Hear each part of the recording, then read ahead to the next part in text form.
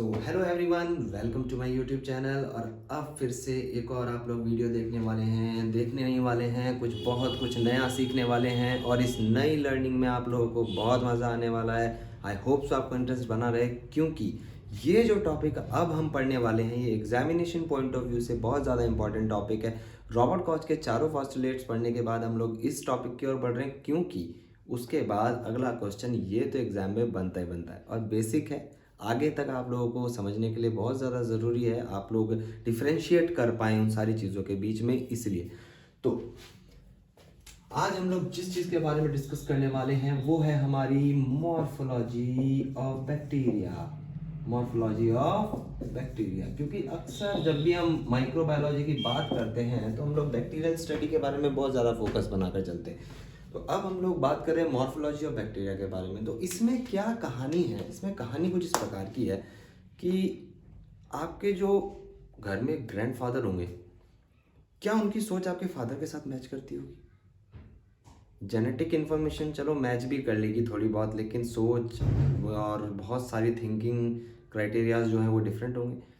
चलो उनकी बात छोड़ो, आपके आपके पेरेंट्स के साथ बहुत सारी चीज़ें मैच नहीं करती होंगी।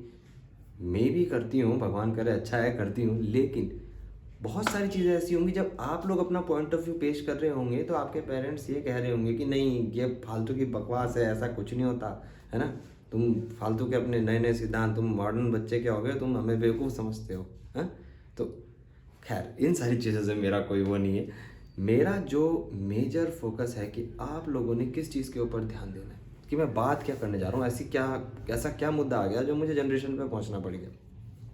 तो जनरेशन पे एक सीधी सीधी सी बात ये पहुँचनी पड़ गई कि कुछ तो है पुरानी जनरेशन, प्राचीन काल की, कुछ है नई जनरेशन, आप लोग, मैं तो बीच की जनरेशन हो गया हूँ। हमने तो क्योंकि वो लैंडलाइन वाला फ़ोन भी देखा है और एंड्रॉयड भी अब देख रहे हैं, है ना। लेकिन अब तो बच्चे जो नए वाले बच्चे हैं वो तो अभी छोटे छोटे हुए और फ़ोन चलाना स्टार्ट। तो खैर बीच की जनरेशन की बात नहीं, बिल्कुल अभी एडवांस जनरेशन है ना, टेक्नोलॉजिकली एडवांस्ड है। वो पुराने हैं, प्राचीन ख्यालों के हैं, प्रिमिटिव हैं, है ना, ऐसी तो सोच है नहीं। तो भैया ये सब बात क्यों कर रहा हूँ मैं, लेकिन माइक्रोबायोलॉजी से इसका क्या लेना देना है, क्या बकवास बात है? नहीं, ऐसा नहीं। आपको ये बात इसलिए समझाई क्योंकि इस टॉपिक में यही बात है जो बच्चे नहीं देखते हैं। हमें अक्सर किताबों में यही चीज़ें समझाई, किताबों में तो क्या हम लोग देखते हैं, रटने की कोशिश करते हैं, वही कहानी है सारी की सारी, लेकिन कभी समझा हमने कि क्या है प्राचीन और क्या है एडवांस्ड? वही तो देखने जा रहे हैं आज हम। चलो देखते हैं। तो भैया जब मॉर्फोलॉजी ऑफ बैक्टीरिया की बात आती है तो दो सिचुएशंस की बात आती है। कौन कौन सी? एक तो आ जाते हैं हमारे पास, इनके सेल्स की बात कर रहे हैं हम लोग, ठीक है ना। सेल की जो बात करेंगे हम लोग सीधे सीधे, क्योंकि basic structural and functional unit of life is cell, ये तो आप सभी लोग जानते हैं, बहुत ही कॉमन डेफिनेशन है। क्यों? तो ये जो कहानी आती है ये आती है प्रोकैरियोट्स की और यूकैरियोट्स की। क्यों? यही तो बात है। सेल्स को हम लोग बैक्टीरियल सेल को दो पार्ट में विभाजित करके पढ़ते हैं, एक तो प्रोकैरियोट में और एक यूकैरियोट में। तो अब हमने क्या ध्यान रखना है कि प्रोकैरियोट जो था वो तो था किंगडम ऑफ, इसमें तो आते हैं किंगडम ऑफ मोनेरा और इसमें आते हैं किंगडम ऑफ प्रोटिस्टा।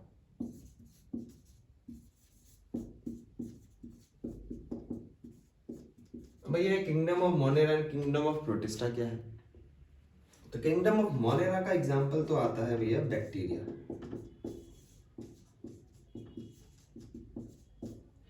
और किंगडम ऑफ प्रोटिस्टा का एग्जांपल आ जाता है जैसे कि फंगाई हो गया आपका और प्लाज्मोडियम हो गया for example.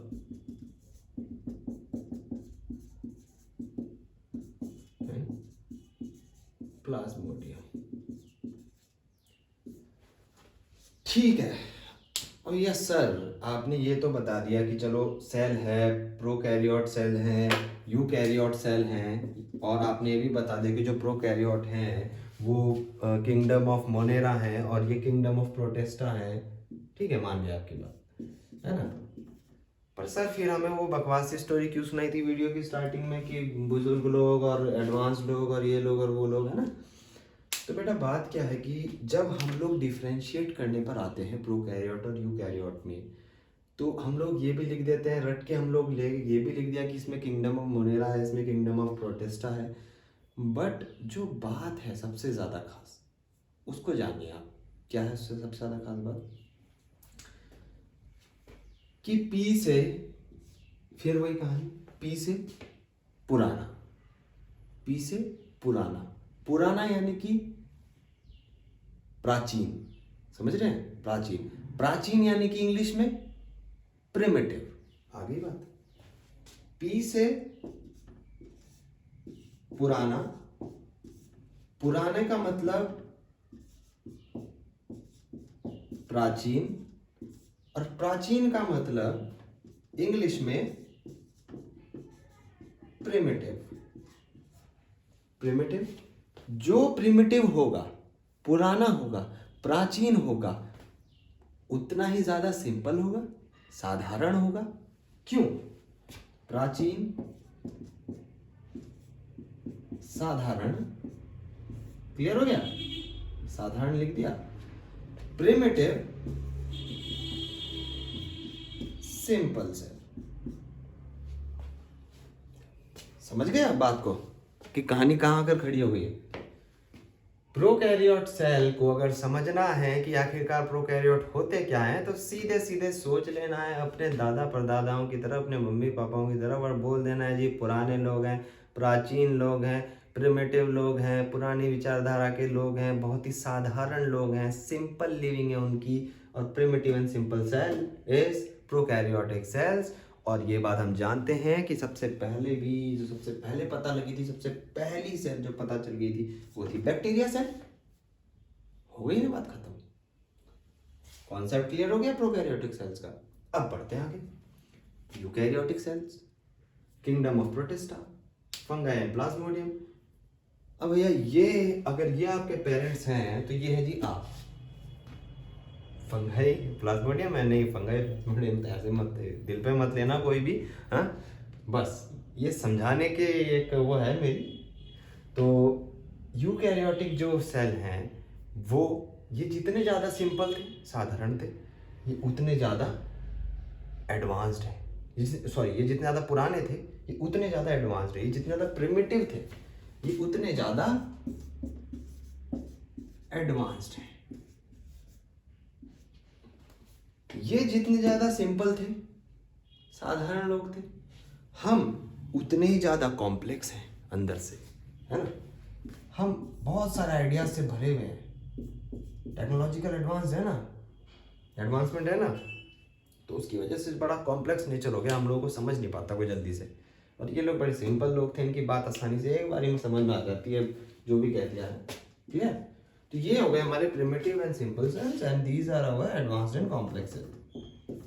Advanced and complex structure, basically cell भी क्या बोलेंगे, इनको स्ट्रक्चर बोलेंगे, इनका स्ट्रक्चर के हिसाब से इनको कैटेगराइज किया गया है।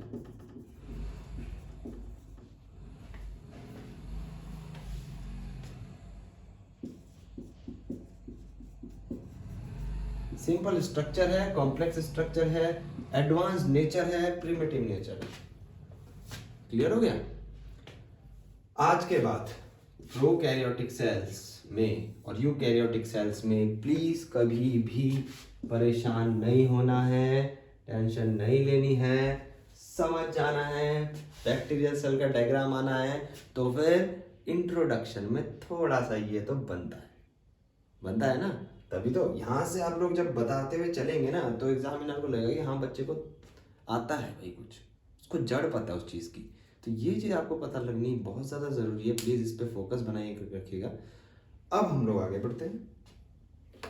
अब हमें इसको हर एक तौर तरीके से डिफ्रेंशिएट करना है, और माइक्रोबायोलॉजी में अक्सर जो बेटा क्वेश्चंस आता है वो आता है बैक्टीरियल सेल का डायग्राम। बैक्टीरियल सेल का डायग्राम आ जाता है, या तो फिर आपका प्रोकैरियोटिक और यूकैरियोटिक के बीच का डिफरेंस आ जाता है ना। और बैक्टीरिया में जो बैक्टीरियल सेल में जो चीज़ें होती हैं वो कई बार इसमें नहीं होती, जो इसमें होती हैं वो इसमें नहीं होती। वही चीज़ें तो समझनी है क्यों, और जो चीज़ें होती हैं उनके बारे में हमें पूरा का पूरा एक्सप्लेनेशन करना है। तो करते हैं फोकस फिर उस चीज़ के ऊपर भी। अब हमारा अगला टारगेट, हम लोग डिफ्रेंशिएट करेंगे अपने प्रोटिस्टा को, सॉरी अपने प्रोकैरियोटिक को और अपने यूकैरियोटिक, और हाँ प्रोटिस्टा और अपने मोनेरा को।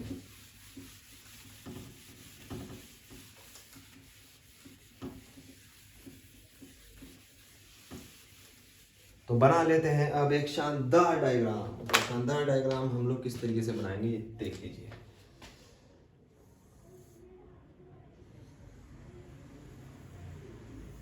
फास्ट फास्ट बनाना सिखाऊंगा, ठीक है ना, बिल्कुल बोरिंग नहीं होना चाहिए, फटाफट बनाना है यार, फटाफट स्मार्टली। ये बना दिया, एक ये बना दिया, एक कुछ ऐसा ऐसा सा बना दो, है ना, एक अपना ऐसा बना दो, क्लियर, एक अपना कुछ ऐसा सा बना दो, एक अपना कुछ ऐसा सा दिखा दो, एक अपना ये ऐसे कर दो,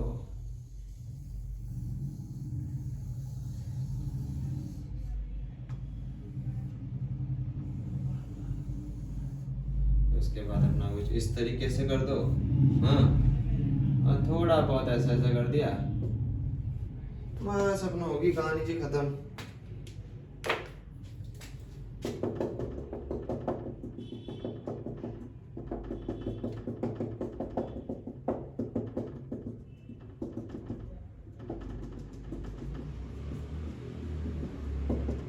ये था बस, ये बनाना है आप लोगों ने। ये क्या दिक्कत क्या है, मतलब बात बुक जैसा बिल्कुल सिमिलर बनाने की नहीं है। जब आप इसमें चीज़ें बताओगे ना, एक्सप्लेन करोगे अपने कंटेंट को, तब आपकी चीज उस सारी के सारे कॉन्सेप्ट की जो है वो इज्जत करेगा देखने वाला भी। अगला चलो देख लेते हैं एक और स्ट्रक्चर। चलो ये बना लिया हमने, मान लो चलो ये बना दिया हमने, ऐसे बना दिया।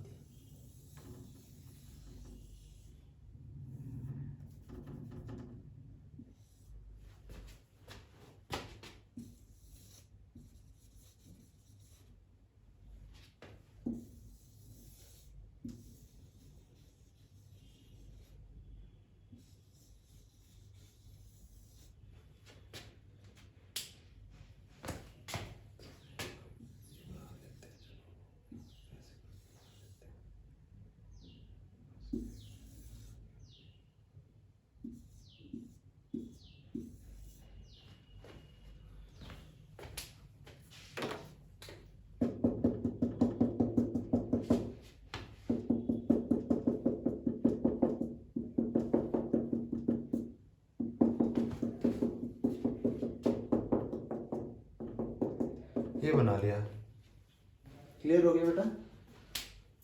ये आपने देख लिया, ये आपने देख लिया, ये बन गया आपका बैक्टीरियल सेल। और वो वाला आपका बन गया कौन सा, ये तो आ गया आपका कौन सा ये प्रोकैरियोटिक, और वो आ गया आपका यूकैरियोटिक।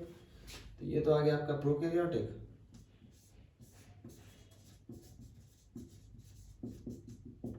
नीचे लिख रहा हूँ, ऊपर अच्छे से लेबलिंग कर लेंगे हम लोग, और ये यूकैरियोटिक।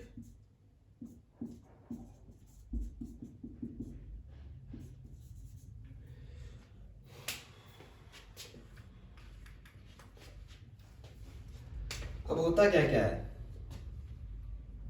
ये तो हो जाता है वैक्यूल, क्लियर, ये हो जाते हैं प्लाज्मिड इसमें, ये हो गया इसमें हमारा न्यूक्लियस, ये हो गया हमारे पास इसमें मीजोजोम, क्या हो गया, मीजोजोम। और ये हो गए हमारे राइबोसोम, ये हो गए फ्लैजिले, ये हो गया हमारा साइटोप्लाज्म, ये आ गई हमारी सेल वॉल।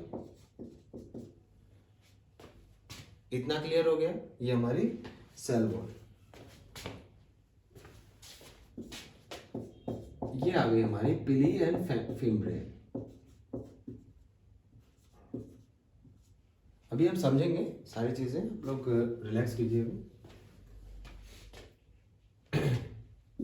ये हो गया न्यूक्लियस, क्लियर। ये हो गई आपकी गोल्जी बॉडी, गोल्जी बॉडी हो गई, और ये हो गए आपके राइबोसोम। इसमें ये हो गया साइटोप्लाज्म, ये हो गया माइटोकॉन्ड्रिया,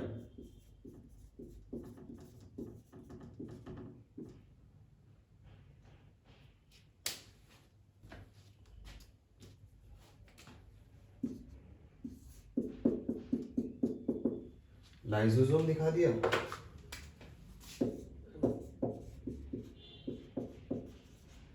चलो काफी है, क्योंकि आगे हमने जो माइक्रो में पढ़ना है वो ज़्यादा इसको इलेबोरेट करना है, तो इस पे हमें समझना ज़रूरी है। और ये मैंने इसलिए बनाया ताकि आप लोग कंपैरेटिव स्टडी कर सकें, इजीली आप लोग कंपेयर कर सकें। अब कंपेयर करना क्या है, देखिए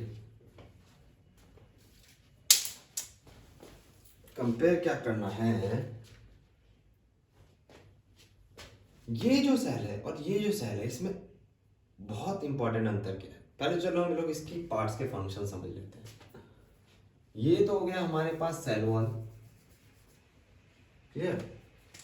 सेल वॉल है तो सेल वॉल क्या करेगी, प्रोटेक्शन का काम करेगी, प्रोटेक्टिंग कवरिंग के तौर पे सेल वॉल काम करेगी। इधर भी करेगी, यहाँ भी सेल वॉल होगी, यहाँ भी प्रोटेक्टिंग कवरिंग के तौर पे काम करेगी सेल वॉल। यहाँ पर कुछ होंगे पिलाई एंड फिम्ब्रिए, ठीक है। यहाँ पे फिंगर लाइक कुछ होंगे प्रोजेक्शन, जिनको पिलाई और फिम्ब्रिए हम लोग बोलते हैं। इसके साथ साथ यहाँ पर होगा साइटोप्लाज्म। साइटोप्लाज्म में तो सारे के सारे ऑर्गेनेलीज जो है, सेल ऑर्गेनेलीज हैं, वो यहाँ पर इस प्रकार से तैर रहे होते हैं, ठीक है। इन सबको ये जगह देता है। फिर उसके बाद होगा वैक्यूल, क्लियर। वैक्यूल है, और जो वैक्यूल है, वैक्यूल का काम क्या है भाई, वैक्यूल एक प्रकार की एम्प्टी स्पेस है इसके अंदर, क्लियर। वैक्यूल एक प्रकार की क्या है, एम्प्टी स्पेस है। अब आता है प्लाज्मिड। प्लाज्मिड का और न्यूक्लियस का कनेक्शन आपने समझना है, क्लियर। इसमें जो न्यूक्लियस देख रहे हैं आप और इसमें जो न्यूक्लियस देख रहे हैं, ये तो बिल्कुल प्रॉपर क्लोज्ड है। लेकिन जो न्यूक्लियस इसमें है, हमारे प्रोकैरियोटिक में है, ये न्यूक्लियस फ्री फ्लोटिंग है। कैसा है, फ्री फ्लोटिंग है। इसकी कोई भी आउटर अच्छे से कवरिंग नहीं है, तो ये क्या है, फ्री फ्लोटिंग है। इसमें फ्री फ्लोटिंग न्यूक्लियस पाया जाता है। सबसे पहली बात जो मेजर इसमें कि सेल वॉल प्रोटेक्शन में काम कर रही है। दूसरी मेजर बात कि इसमें न्यूक्लियस फ्री फ्लोटिंग होता है, कहीं भी हो सकता है न्यूक्लियस, यहाँ भी हो सकता है, यहाँ भी हो सकता है, यहाँ भी हो सकता है, कोई स्पेसिफिक प्लेस नहीं है उसकी। अब इस न्यूक्लियस के अंदर क्या है, इस न्यूक्लियस के अंदर हमारा जेनेटिक मटेरियल है। तो ये अगर कभी जेनेटिक मटेरियल नहीं है हमारे न्यूक्लियस के अंदर, ठीक है, अगर न्यूक्लियस के अंदर जेनेटिक मटेरियल नहीं है, पहली बात तो ये बहुत इंपॉर्टेंट है कि इसके अंदर, इस न्यूक्लियस के अंदर जो जेनेटिक मटेरियल है वो कौन सा है। इस न्यूक्लियस के अंदर जो जेनेटिक मटेरियल है वो है हमारा आरएनए। याद रखिएगा इस चीज को प्लीज, कोई भी डीएनए नहीं बोलेगा प्रोकैरियोटिक में, ठीक है ना। आरएनए है वो हमारा जो अंदर मटेरियल है, किसके, फ्री फ्लोटिंग न्यूक्लियस के अंदर। अब इफ इन केस कि 1% अगर किसी सेल में ये न्यूक्लियस प्रेजेंट नहीं है, तो इस न्यूक्लियस का फंक्शन कौन करेगा, इन अनप्रेजेंस ऑफ न्यूक्लियस, ठीक है ना। न्यूक्लियस की प्रेजेंस नहीं है, अब उस फंक्शन को कौन करेगा, तो उस फंक्शन को अब करेगा हमारा प्लाज्मिड। किसके फंक्शन को कैरी करेगा अपने अंदर, न्यूक्लियस के फंक्शन को कैरी करेगा प्लाज्मिड, क्लियर। ये डायग्राम में ऐसे मत शो कर देना, अभी मैंने सिर्फ समझाने के लिए किया है। न्यूक्लियस के फंक्शन को प्लाज्मिड करेगा काम, अगर उसके अंदर या अगर न्यूक्लियस नहीं है तो। अगला जो है हमारे पास वो आ जाता है हमारा राइबोसोम। राइबोसोम तो आप लोगों को पता ही है, ठीक है, सबसे बड़ी मोस्ट इम्पॉर्टेंट चीज़ है राइबोसोम। राइबोसोम क्या करता है, इसके अंदर तो सारा का सारा प्रोटीन पैकेजिंग है, अमाइनो एसिड वगैरह, बाकी हम लोग विस्तार में अभी पढ़ेंगे आगे। अभी बस आप देख लीजिए कि अंतर क्या आ रहा है। अब ये है मीजोजोम और ये है फ्लैजिले। फ्लैजिले तो चलो अपने मूवमेंट वगैरह के लिए रिस्पॉन्सिबल हो गई, आगे क्या फ्लेक्सिबिलिटी के लिए रिस्पॉन्सिबल हो गई। आगे ये बचा आपका मीजोजोम। अब ये मीजोजोम है यहाँ पे। अब आप लोगों ने देखा होगा बेटा, यहाँ पर माइटोकॉन्ड्रिया है, लेकिन यहाँ पर माइटोकॉन्ड्रिया नहीं है। इसमें माइटोकॉन्ड्रिया है एडवांस्ड में, इसमें माइटोकॉन्ड्रिया नहीं है। तो पहले के जो ये हमारा जो प्रिमिटिव वाला है सेल, प्रोकैरियोटिक का जो सेल है, इसकी एक बड़ी खास बात है कि इसमें माइटोकॉन्ड्रिया की प्रेजेंस नहीं होती। बच्चे क्या करते हैं, एग्जाम में आता है बैक्टीरियल डायग्राम बनाने के लिए, ठीक है ना, बैक्टीरियल सेल का, तब बच्चे उसके अंदर माइटोकॉन्ड्रिया बनाते हैं। भाई यही उनका सारा का सारा खेल चौपट, क्योंकि उसके अंदर तो माइटोकॉन्ड्रिया है ही नहीं। उसके अंदर फिर माइटोकॉन्ड्रिया नहीं है तो फिर भैया power house of the cell कौन है इसका, कैसे एटीपी जनरेट हो रही है ना, कैसे इसके अंदर एनर्जी आ रही है। तो इस जगह पर माइटोकॉन्ड्रिया का जो रोल है वो कौन प्ले करेगा, मीजोजोम करेगा। कौन प्ले करेगा, मीजोजोम करेगा। मीजोजोम यहाँ पर एटीपी का प्रोडक्शन करेगा, रेस्पिरेशन में हेल्प करेगा, और यही माइटोकॉन्ड्रिया के हर एक फंक्शन को करेगा बैक्टीरियल सेल में। इसमें माइटोकॉन्ड्रिया नहीं होगा, क्लियर। इसमें गोल्जी बॉडी होगी, इसमें नहीं होगी, क्लियर। इसमें भी राइबोसोम होंगे, इसमें भी राइबोसोम होंगे, राइबोसोम दोनों में है। इसमें न्यूक्लियस है, इसमें पूरा एनकैप्सुलेटेड है पूरा, लेकिन इसमें न्यूक्लियस कैप्सुलेटेड नहीं है, इसमें न्यूक्लियस फ्री फ्लोटिंग है, क्लियर। उसमें नहीं है, उसमें कैप्सुलेटेड है, प्रॉपर्ली बंद है। इस न्यूक्लियस में जेनेटिक मटेरियल क्या है, आरएनए है, क्लियर। क्या है, आरएनए है, डीएनए नहीं है। दूसरी चीज, अगर ये न्यूक्लियस नहीं है इस सेल के अंदर तो इसकी रिस्पॉन्सिबिलिटी कौन उठाएगा, प्लाज्मिड उठाएंगे, इसलिए प्लाज्मिड इसमें है, इसमें नहीं है। हो गया क्लियर। अब आप लोग एक सिंपल वे में देख लीजिए, बाकी जो सेल मेम्ब्रेन है, सेल मेम्ब्रेन के बारे में एक सिंपल सी बात है, it is an selectively permeable membrane, transport of each and every type of material जो भी है वो inside to outside the cell है, वो कौन करती है, हमारी सेल वॉल करती है। उसके अलावा हमारे अंदर आता है साइटोप्लाज्म। साइटोप्लाज्म सारे के सारे सेल ऑर्गेनेलीज जो है उसमें फ्लोट करते हैं, ठीक है।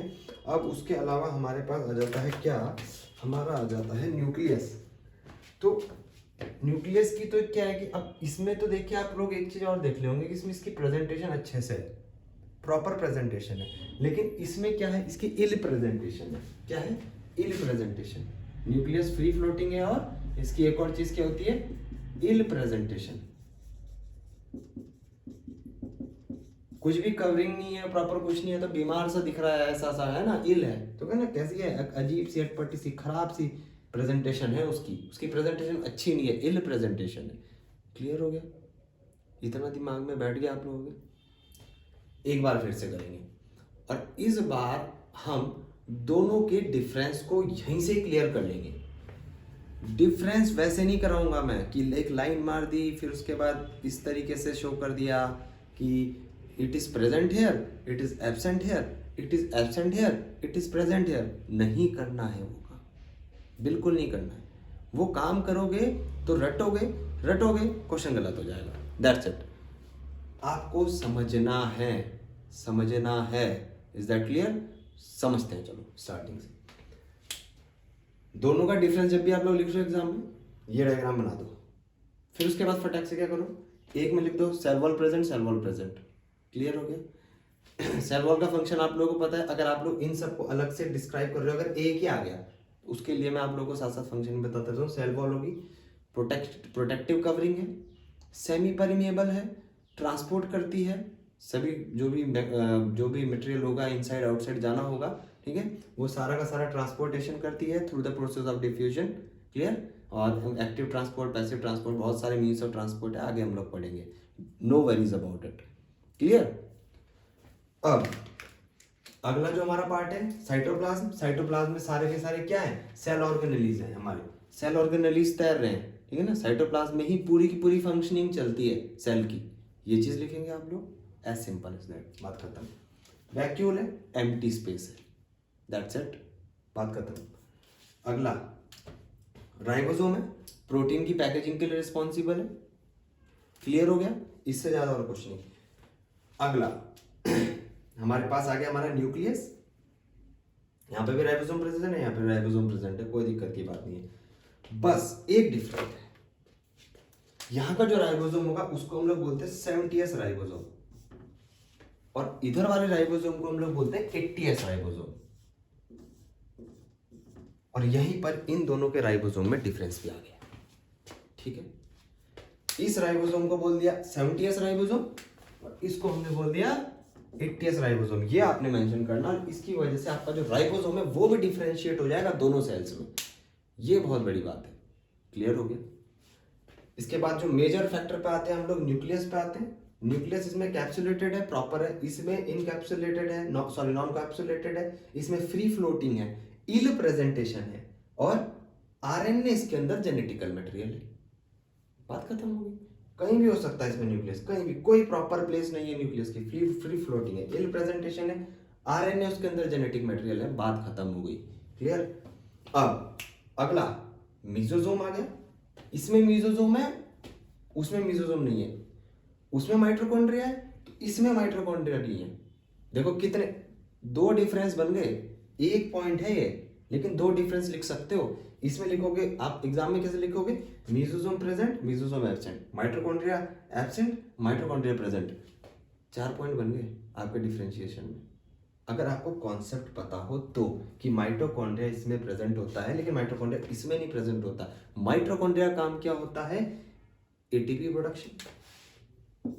क्या क्या काम करता है, ATP production, power house of the cell, ये तो सभी को पता होता है। ठीक है, power house of the cell, power house. इसके अलावा रेस्पिरेटरी मैकेनिज्म, इस पे बच्चों का ध्यान नहीं है। रेस्पिरेशन के लिए भी रिस्पॉन्सिबल होता है। जहां पे एटीपी प्रोडक्शन हो रहा है, जहां पे एनर्जी बन रही है, तो वहां रेस्पिरेशन तो होगा ना, वहां पे रेस्पिरेशन तो करा रहा होगा ना वो। तो ये हो गया। अब माइटोकॉन्ड्रिया हो गया, इसमें मिजोजोम हो गया। यहीं से सारे के सारे डिफरेंस हो गए। क्लियर हो गया। लेकिन अब जो हम सीखने जा रहे हैं वो देखते हैं हम लोग आगे। ये डिफरेंस इतने कर लोगे, कुछ डिफरेंस फिर से देख लेते हैं। वैक्यूल, चलो ये नहीं, न्यूक्लियस का डिफरेंस देख लिया। पहला difference between eukaryotes and prokaryotes and eukaryotes.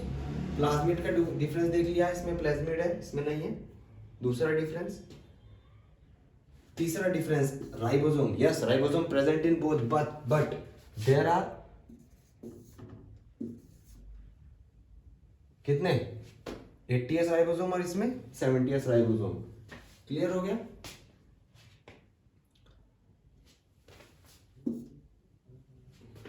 अब इधर मीजोसोम, चौथा डिफरेंस, मीजोसोम इधर आपका प्रेजेंट, उधर आपका एब्सेंट, इधर माइटोकॉन्ड्रिया प्रेजेंट, इधर माइटोकॉन्ड्रिया एब्सेंट। 5 डिफरेंस तो आपके ये बन गए। डायग्राम और दिख गया, कोई दिक्कत नहीं हुई। चलो आगे बढ़े। एक और भी है, एंडोप्लाज्मिक रेटिकुलम। एंडोप्लाज्मिक रेटिकुलम भी लिख सकते हैं आप लोग।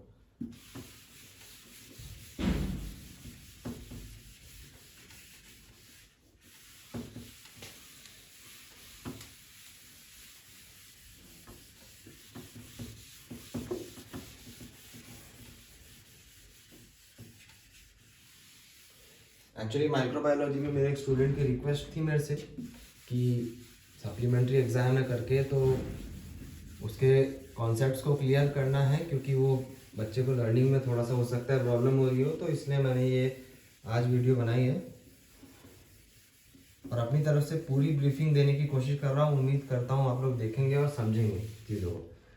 अब इतने डिफरेंस समझने के बाद एक सिंपल सी बात है कि एक और डिफरेंस आता है इसमें डिफरेंस आता है कि सेल डिवीजन कैसे होता है।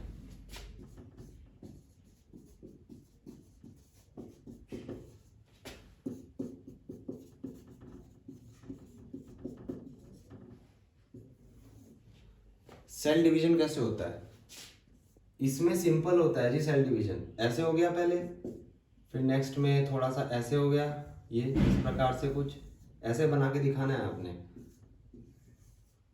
बाद में ये अलग अलग हो गए। Simple method of cell division, simple cell division.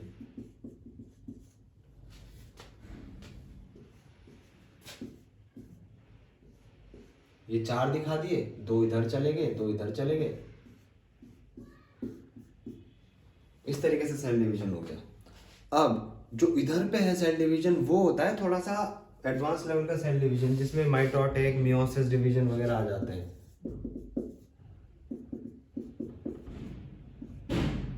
Meiosis, ये सारी चीजें हम लोग बाद में भी विस्तार में सीखेंगे। इसके अलावा जो हमारे पास प्रोफेज, एनाफेज, टीलोफेज, मेटाफेज, वो सब कुछ है, वो सब कुछ आते हैं इसमें।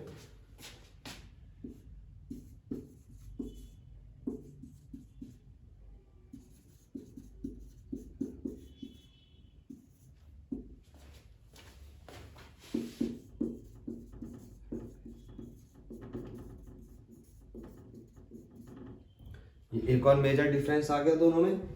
इसके अलावा इसमें जितने भी ऑर्गेनेलीज हैं वो सिंगल लेयर है, उनकी सिर्फ सिंगल लेयर है। इसमें क्या है, डबल लेयर्ड है, डबल लेयर्ड ऑर्गेनेलीज है। सेल के अंदर जितनी भी ऑर्गेनेलीज है वो डबल लेयर्ड है।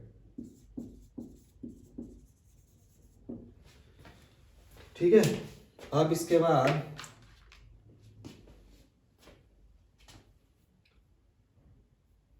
बस एज सिंपल एज दैट, यही तो है, इतना ही तो डिफरेंस है। और क्या डिफरेंस लिखोगे आप बताओ?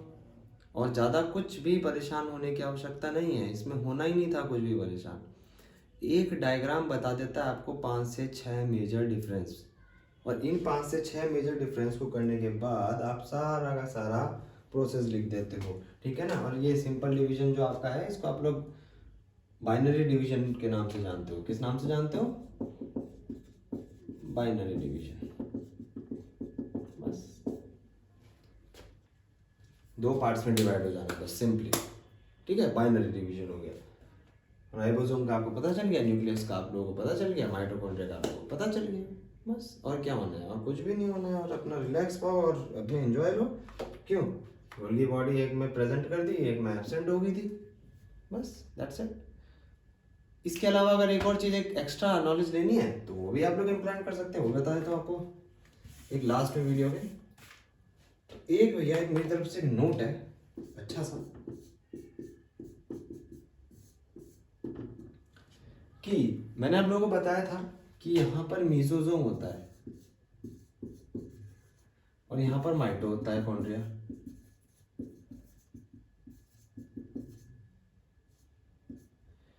तो अगर यहाँ मीजोजोम है और यहाँ पर माइटोकॉन्ड्रिया है, लेकिन एक चीज खास बात होती है कि मीजोजोम जो यहाँ पर बनता है ना प्रोकैरियोटिक सेल में, वो कैसे बनता है? मीजोजोम प्रोकैरियोटिक सेल में सेल वॉल से ही बनता है। ये हमारी होती है सेल वॉल। बाद में क्या होता है, ये सेल वॉल थोड़ी सी इस प्रकार से होती है अंदर को, फिर उसके बाद थोड़ी सी और,